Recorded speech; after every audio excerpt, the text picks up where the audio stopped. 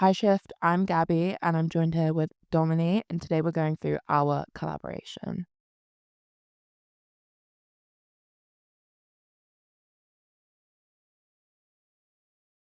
Hi everyone, I'm Dominie Duncombe and I'm a third year student studying hair and makeup for fashion at LCF. I am a trans woman and yeah, really excited to be collaborating with Gabby on this project. It means a lot to us. So yeah. And I'm Gabi Thompson. I study fashion journalism at LCF and I'm a third year. And yeah, I'm also a trans woman. Firstly, we wanted to just go over kind of like why we decided to collaborate. And I think the number one thing to note is in this collaboration, we were friends first. Like, that's the number one thing. I was like, okay, I'm friends with Dominie and like really look up to Dominie in so many ways. But before being friends, the one thing I really do look up to her about is like her art and like how passionate and how talented she is with that. So yeah, I feel like for me that's kind of part of the reason I really wanted to collaborate with you. In terms of like the collaboration itself, I think we've been struggling a lot as trans people at the moment where we're living in a time where everything seems to have gone 10 steps back from where we once were. For me, the importance really was to like collaborate with someone that one I knew was just like incredibly talented as is, but also like had a shared experience with me that we could draw from. So when Gabby contacted me about working together for this particular project, super excited because I really feel like although trans people are spoken about a lot at the moment, it's not always in the most positive light, as Gabby said. So to be able to actually create together as trans people and it be not necessarily based around the misery and like the hardships of being trans. I was like super excited to take that opportunity. Although we're definitely gonna, explore themes of isolation and other in the makeup looks. We wanted it also to just basically be a celebration of transness. And I think trans joy is something that's like not focused on a lot. So yeah, that's really what we wanna be able to get across in some of the makeup looks and just really give an authentic take on the trans experience. So obviously we've mentioned how us being trans women has like really heavily inspired this project. And I think it's on top of this like such an important thing to point out the fact that beyond trans women, we are also artists within a way. We are people that care about our creative work and care about creating an outcome that speaks to us. So when it came down to obviously creating these looks, we wanted to tell a story. There's a lot of people out in the world that have a certain view on trans people and a view on the life that we live. We decided to create 4 different looks, all based around 4 different makeup looks, I must say, all based around the experience of being a trans person or specifically being a trans woman. And for each look, I would like to say that it goes through a story in a sense, and maybe even like a time range in a sense, kind of like different feelings you go through in your transition, like quite universal feelings. I think it's also important to point out, like I have been transitioned now for 7 years. It's been a massive part of my life, and for the same Dominie, like it's been a huge part of her life. And when we talk about this and when we create work like this, it's impactful because you're seeing something, you're creating this yourself that you're not seeing that much of. There's not that much trans media going around, so it's hard to kind of pull a reference from this. There's not that many people that are creating things directly based towards trans people. So actually, when we were coming up with like mood boards and inspiration, you can't just pull from like Pinterest, like any other project, because it's not there. Yeah. Anyway, let's get on into the looks. So, when creating look one, we really wanted to start at the beginning of this narrative that we're creating for our character, I guess. And we're really exploring here the dysphoria and the side that the majority of trans people feel that is the catalyst for a transition, right? So we wanted the first one to be a bit more masculinized, and we're focusing heavily on like more masculine features of the face, so the jaw, brow bone, those kind of things, hairline. And we want to kind of take the idea of red and what that symbolizes. The color red is danger, warning, it has a lot of negative kind of, connotations. So we want to take that color and really play with that and place it in like a flush around these different areas to try and communicate what we're trying to say, this idea of pain, this idea of like hatred in relation to those aspects of the face. In terms of the skin, we want it to be very, very balmy, very like nude, to also feed into the masculine kind of energy of the look. And also, regardless, irrespective of the whole masculine thing, I think just like showing the rawness of dysphoria and how like that is a crippling feeling, and it's very like it's a very raw feeling, right? So we want to like basically allow that to be communicated through the skin, through all the choices we're making beyond the very obvious red flushes on the face. I also feel like for this look, it's it's almost as well like that feeling when you're first kind of maybe starting your transition or feeling a certain way and like exploring your gender. It's almost that feeling of like being extremely overexposed and feeling like everyone's looking at those spots. Yeah. And drawing attention to those things.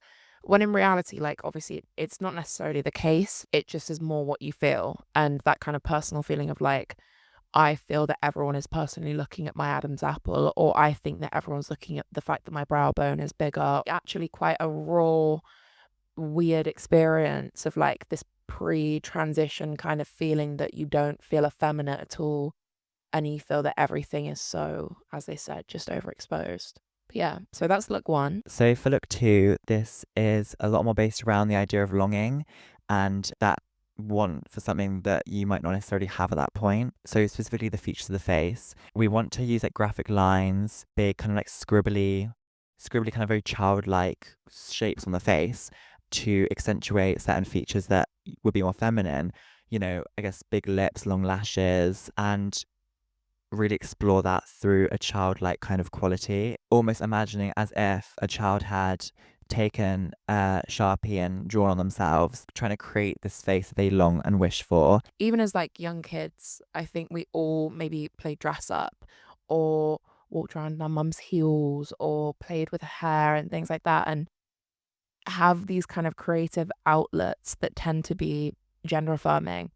So we wanted to represent that with this look. So the fact that these lines are like just kind of scribbly drawn and like a bit more imperfect maybe adds to that idea that of the fact that actually as trans people we aren't able to fully explore our identities in a comfortable environment 100% and have to make our own spaces and find our own ways to do that in a way that is so private because there's such a stereotype based around who we are. When conceptualizing look three, we wanted this one to start feeling more as if things were taking place now, things were starting to happen for that trans person. So we looked at the idea of like a cocoon, like the chrysalis, right? That's what they call it, I'm pretty sure.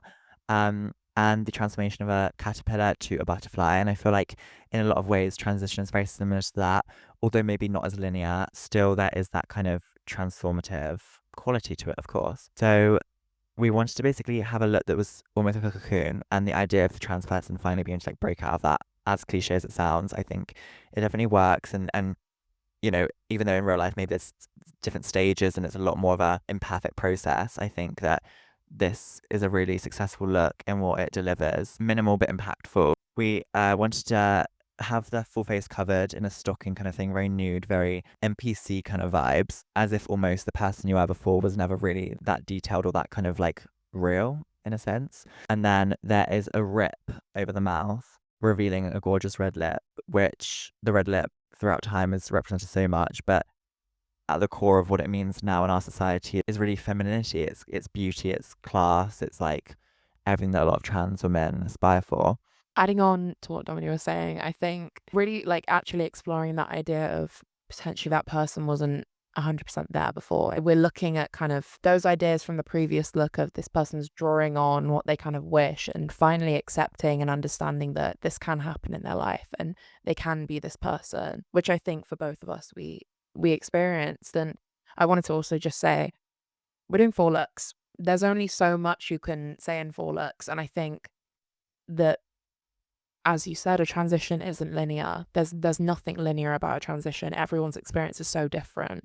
But with each look, we have really tried to kind of pinpoint each thing as being the moment that like most trans people would experience. As you said about the red lip, I honestly think as well, like some of the main influences for a red lip are like icons, really. And looking at people like Marilyn Monroe, who is known as like one of the most beautiful women in the world and one of the most photographed women in the world. If you take a red lip and what that represents and kind of put that with her, and then also the trans ideology, so many trans people have that feeling of like wanting to be effeminate and wanting to be feminine enough.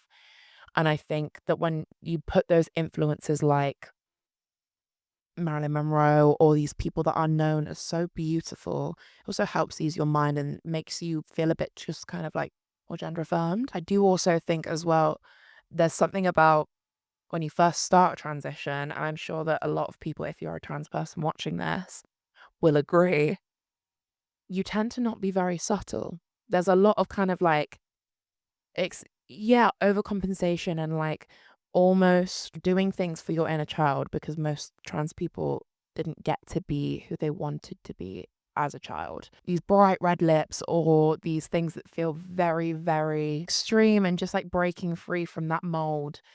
And it is a bit kind of hard on the eyes in a way. At the start, especially if someone is just first transitioning, and it's not necessarily a bad thing to say. It's more kind of the reality is that a lot of trans people don't know who they are even at the start of their transition or like when they have actually transitioned, because as we said, it's all a process. Yeah, I guess it kind of does also explore those ideas as well. And finally, for look 4, we wanted this one to really be a full circle moment.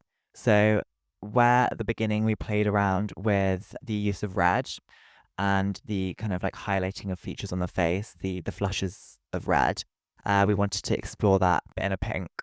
You know, as cliche as it sounds, pink, feminine, and joyful as well. There's an excitement to it, there's a joyfulness to it, there's an innocence to it as well, and a purity, I think, as well. So now being able to play with like bright pink blushed cheeks, and gorgeous lashes, and making them look as feminine as they can be, really creates that full circle moment of these aren't just drawings anymore. This is the reality, and this is what I am now able to live this way and represent everything I wanted to represent and be everything I've wanted to be. The idea, the imagination, the kind of person you've always seen yourself to be is finally in front of you. This look specifically, I think you get to a point in your transition, again, even if you're not there yet, I feel like a lot of trans people eventually will get to that point of you start to feel comfortable, and it's all about comfortability. And for so long, we are not comfortable in our bodies, and we are told we shouldn't be comfortable. We're told that we're ill or that we are wrong for feeling the way that we feel. And I do feel like there is that kind of corner you turn in a transition that is about beyond acceptance, actually permanence, and like sitting and being okay with who you are and being joyful about that and feeling just content in the person you've become. I think it was really important that we did have that full circle moment, because we're not, as trans people, like sad people. We have a very hard journey. That's the main thing. And I think if you take anything from these looks, and if you take anything from this like small editorial, it's the fact that it's a massive process. It's a huge thing, and it can't be put down into 4 looks. We've tried our hardest, but actually, like, there is only so much you can say about these looks, and there's only so much you can do to try and replicate them, because the world will always have a certain perception of a transition or trans people in general, and so many won't listen to what trans people have to say. So actually, for this final look, it really does represent that acceptance within yourself, that it's okay that people don't necessarily understand who you are and who you're trying to be, and more just the fact that you're 100% comfortable within yourself, or even 50. So yeah, that's kind of the idea for the last look. So to kind of discuss actually like how we ended up creating this a little bit further, it was really important for us to kind of, when we were shooting these looks, have trans models and also have it be a trans team. I am shooting the looks. So I'm shooting and editing, obviously, the video and the looks for this, and us collaborating in that sense, like actually being able to create something that is made by 2 trans women and has two other trans models part of it and ingrained in it really does just show there's no better message than a message coming from the horse's mouth. There's no one that can represent a community other than someone that's in it. And in terms of like shooting and editing and things like that, for me, I wanted to make sure that everything felt cohesive and it felt like the looks were speaking for themselves. Keep it very simple and keep it like shoulders up, white background, very kind of minimal. And then in terms of editing, it will be very simple. Okay, perfect. So yeah, that's kind of, I hope that's explained our little editorial and given you a bit of an insight into what we're doing. I want to say thank you so much to Dominie for collaborating with me. And yeah, it's been great. As Gabby has mentioned, obviously, these looks are just like a tiny kind of peep into the trans experience, but I really hope that the message we want to communicate has come across to all the viewers, and that if there's any trans people out there watching, they feel that this is, a really, to a degree, accurate of the way that we feel, the way that we celebrate, the way that we suffer, all the feelings, all the emotions, girl. So yeah, I hope that it's kind of been able to communicate what we want to communicate. And yeah, I want to thank Gabby for having me on here today to be able to speak about these looks that obviously are very near and dear to our heart, and collaborating with me. And yes, we'll be up to much more very soon, I'm sure. Perfect. Thanks, guys. Thanks, Shift. Thanks, Shift. Love y'all. We'll be back. Rah.